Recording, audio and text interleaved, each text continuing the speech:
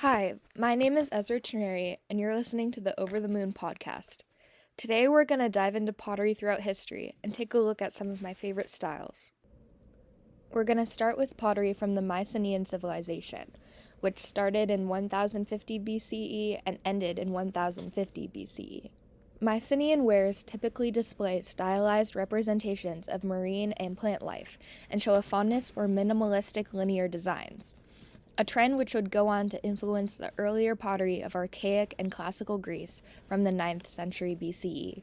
The Minoan love of flowing shapes and vibrant representations of animal, sea, and plant life, as expressed in their marine and floral styles, was continued by the Mycenaeans, with octopuses remaining particularly popular. Designs also continued to fill all of the decorative surfaces and follow the contours of the vessel.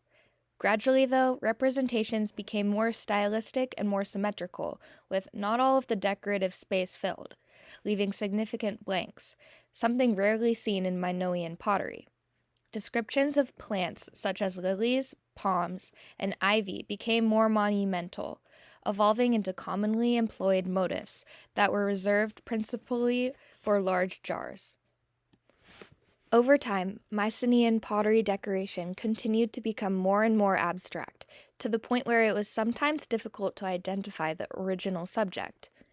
The evolution of the octopus in pottery design is an excellent indicator of the changing style. An early octopus is more or less accurately represented in its twisting tentacles, with detailed suckers randomly covering all of the vase, but gradually they become more formal with tentacles painted symmetrically on either side of the body. And finally, the tentacles become mere lines, impossibly long in relation to the body size, and usually fewer than 8 are depicted. What originally drew me to the Mycenaean pottery was actually the octopus vase and the marine style. The octopus vase is pretty large and has a large design of an octopus displayed all over the surface.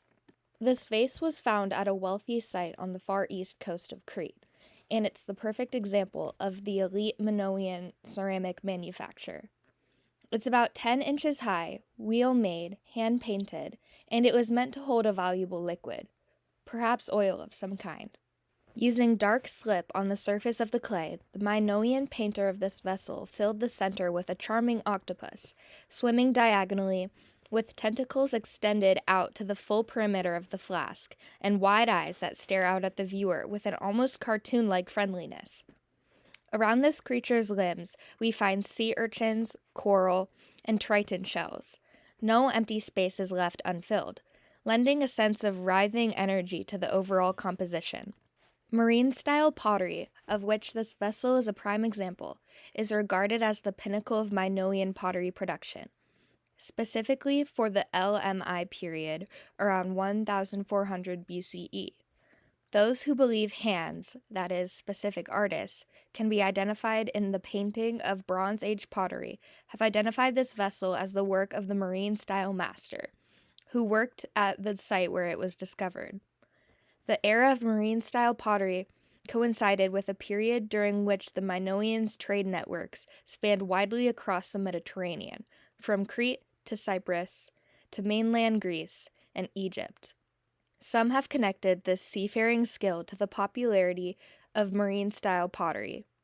The style was imitated by potters on the Greek mainland, but none could match the charm and the grace of the Minoan inventors of this style. I hope you guys enjoyed this dive into Mycenaean pottery and the octopus vase. We'll see you next time.